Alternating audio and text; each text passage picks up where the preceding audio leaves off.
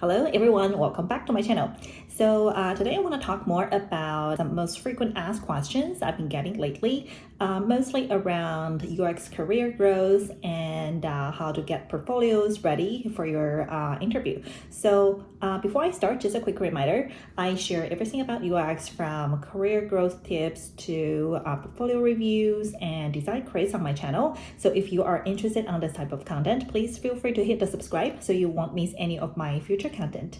Okay, let's take a look. So the first one I got is as I directly continue study in my master program right after my graduation, I haven't got much compelling professional experience and my internship projects are protected by NDA. Though I have some project pieces for my portfolio, how can I better demonstrate my abilities through the limited content in my portfolio and resume? So overall, I think the question is around what do I do if I don't feel like I have enough projects in my UX portfolio? I think this is a very common question I've been hearing quite often. Number one recommendation I would give you is to try to gain as many real project experience as you can. This is just something most critical, I think, especially for someone if you're trying to get into UX or from a different background. The first one is always the most difficult, but real project experience is gold, and this is nothing can be replaced. And by actually getting yourself involved and work real UX project, that will help you not only prepare yourself for the portfolio, but that will also help you feel more confident and set yourself for success for the actual job interviews. So it can be hard and tricky, but I think one thing I would encourage you to do is try to be creative. Spread the word with your families, friends. So my very first UX project is actually helping a friend's building a company website. So you never know, where the opportunities are. And no matter it is like an internship or volunteer or contract job, spread a word and try to be creative. If you feel very passionate about a certain product, maybe there is a way to find what's their current app or web experience look like, and how you might want to improve it, what might be some pain points that can make it even better. And number two, I think I've talked this in some other video as well, there's always an option that you can create a self-paced UX case studies. And this is something, when you feel, for example, you only have 2 projects in this case, yes, it's a little bit too few, because I usually would recommend at least have 3 projects for your first UX job. So I think in this case, one option that you can totally try is to create a self-paced UX case study. It can be literally anything, but most often it could be like a redesign of existing product. For example, if you are really into gaming or if you're into interior design, pick some product that you use often and try to analyze the core user journey and how you might improve it. And feel free to check out the video that I have done, like a very detailed walkthrough of my UX case study on House, an interior design app in the past. So this is something you can totally plan and carry out on your own pace that can potentially turn into a project into your UX portfolio. So the third thing I want to touch on is about NDA. I've been hearing this quite often, like the project I worked on during my internship is I've signed an NDA, so I can't put it on my portfolio. So when it comes to NDA, I am by no means a legal expert to any extent, but I would encourage you to find out the details. What is in the actual NDA that you have signed? Usually there are different level of requirement. Is it you can't share anything to do with the project, or it's only limiting certain part, for example, critical data or business sensitive information that cannot be shared in public. But sometimes like the actual design process or artifacts might be okay. So what I encourage you to do is understand what you have signed. Actually, the better way is probably understand what you are signing before. But in this case, if you have worked on a project that you want to or hope to put on a portfolio, try to understand the details in the NDA, what you have agreed not to share versus what you might be able to share. Okay, let's take a look at the second question. How to write a great problem statement in my UX portfolio. Okay, so problem statement, this is actually a very common issue that I have been seeing from reviewing different kind of portfolios. One of the most common challenge, I think, is project case study missing a clear problem statement. And this happens actually in the interviews a lot as well. The candidate will often just jump into the project, especially in the presentation, without a very clear explanation of what is the problem you're trying to solve. And here, when I say problem statement, it's really talking about in this specific project, from your perspective, in your role, what is the problem that you are trying to solve? And some common issues I've been seeing is candidates tends to talk a lot about from the company's perspective or from the product perspective, what was the issue, what's the business challenge, but then it's actually not really very specific related to in this project that you're going to talk about. Like from your perspective, how did you solve the problem? Great problem statement needs to be super clear, straightforward. A common framework that I often use is how might we help user group achieve, do, or accomplish the user goal. So try to fill in the blank of who is the user group and what is the user goal. So that will help you have a simple, straightforward, and clear problem statement. For example, if you are working on a mentorship mobile app, the problem statement might sound something like, how might we help young professionals or students be able to find mentorship easily online? Trying to understand the who and why. Basically, first, who is your target user group and why you're solving this problem, and basically what's the goal you're trying to help your user achieve. And the other side I want to mention is in the problem statement, try to avoid any technical terms or jargons that people without much context won't be able to understand you.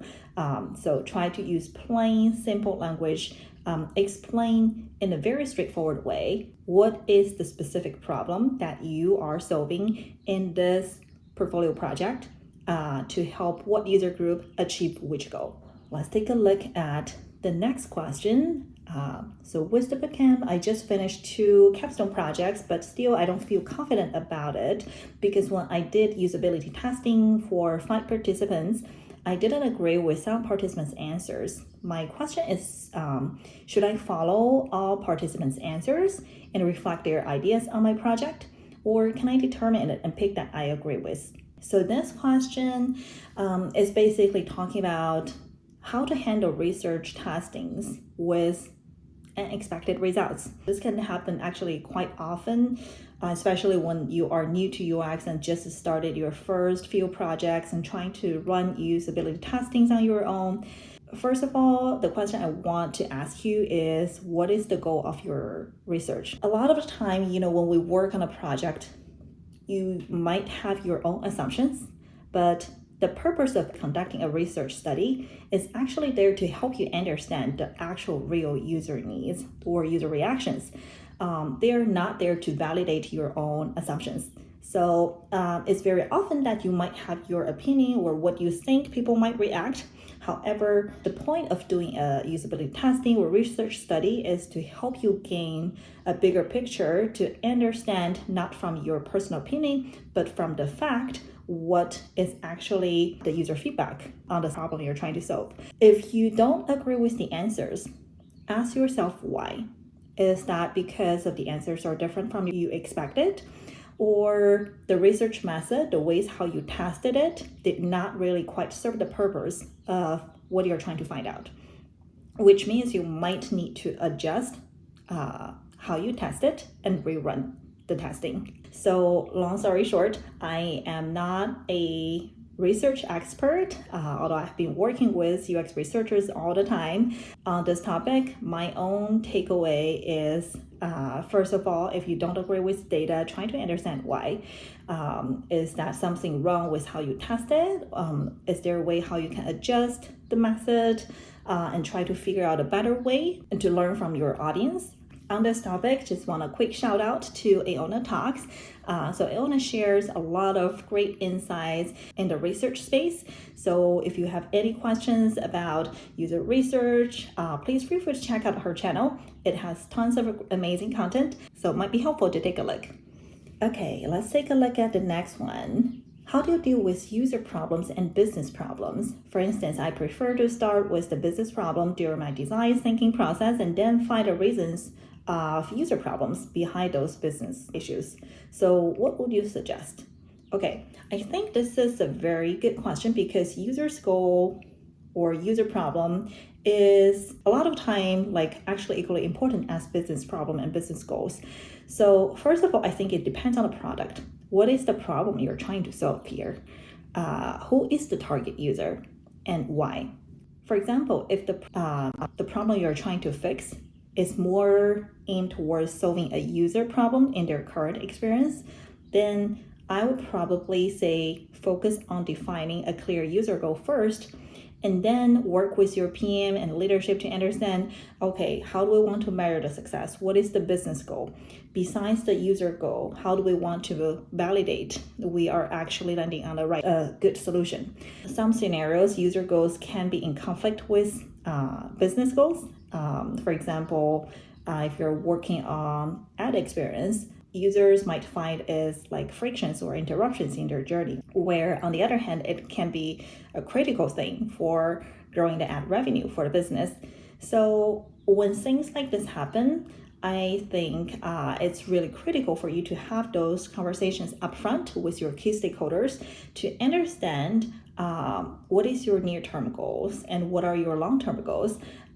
Because if you only focus on the near term to hit certain numbers, it might hurt the overall user experience in the long term and might backfire on the product as the time goes. So try to have a conversation early on with your key stakeholders and understand the bigger picture. What's the problem you're hoping to solve and how would you define the success? And second, I think this can be very much depends on the products, what kind of products you're working on. Sometimes the user goal and business goal might be well aligned. Sometimes they might be in conflict with each other. So understand what is the main goal you're trying to solve would be helpful. And third, I want to mention, I think a lot of the time successful products is often actually a result of a good balance of both user problem and the business problem. So this might not apply to every product, but I think it actually happens a lot is as a UX designer, when you work on something, try to keep that in your mind. You're not only the user advocate, but there is definitely, if you're working in a real work context, there's always a business goal involved there.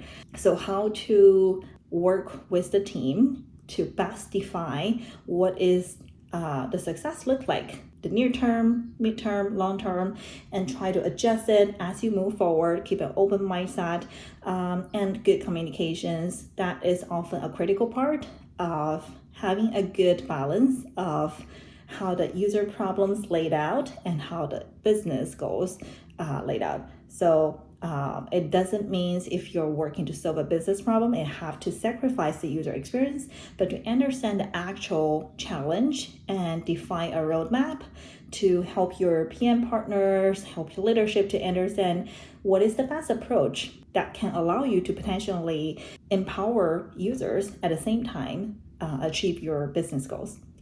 Last question, how do you ensure your impact and get recognized in different sizes of projects? For example, design contribution might be small in a big across org projects, or its scope might not be big enough in feature update. How do you ensure the impact of your project to keep track on your career growth? This is an excellent question. I think as a UX designer, to be able to demonstrate your impact is critical for your career growth. One hand, I think building a visibility along the journey is really important. So if you're working on some project, no matter it's a small feature or it's like a 0 to 1, trying to invent a whole journey for a new product, don't wait until the very end to share with leadership or share with others, but understand who your key stakeholders are upfront and keep them in the loop as you approach, get them involved and well engaged along the journey. Because building visibility is critical for people to actually understand your impact rather than, okay, I've spent all the time, did all the hard work after a year or whatever time frame, bringing the project in front of people and try to let them understand your impact. That could be really hard. So try to get your key stakeholders involved and visible as you work throughout the challenge. Second, I think understand impact early on and talk to your PM partners to really figure out what is the business impact is really helpful. If you're designing or building something, how do you plan to measure the success? Is there a clear matrix how you plan to measure or experiment to understand whether your solution successfully achieved a goal? What does success mean to the team or to the organization? So set up a clear success matrix and understand the potential business impact could be really helpful. There are actually different types of impact. Sometimes it could be revenue driven or business impact, versus some other times it could be user or process driven. For example, if you're working on redesigning the onboarding experience of a IoT product, the business success matrix might be increase monthly new users by a certain percentage and potentially lead to revenue increase or sales increase in 30%. Versus some other times, if you are working on more of a systematic level or foundational tools for a team, it might not directly relate to business outcome. So the goal might be process driven, that with the new tool or system language you're establishing, the goal is to help the team be more productive. So the typical cycle can reduce from 9 months to 3 months. So this is just purely examples, but I'm hoping to share is there are different type of impact. Try to understand upfront what is the goal, the ultimate goal you're trying to achieve. Work with your key partners and define what is the success matrix, basically how you plan to measure the success. So that will be really critical, I think, for you to be able to demonstrate your impact along the journey and also towards the end of the project. That is all we have today. I think we talked a lot from how to get projects ready for a portfolio, so you're ready to go for the job applications or interviews. And we also talked a little bit about career growth and how to show your impact. So hope these are helpful for you. And if you have any questions, please feel free to comment and share with me. I would love to hear from you. So I will end my video here and I will see you next time. Bye.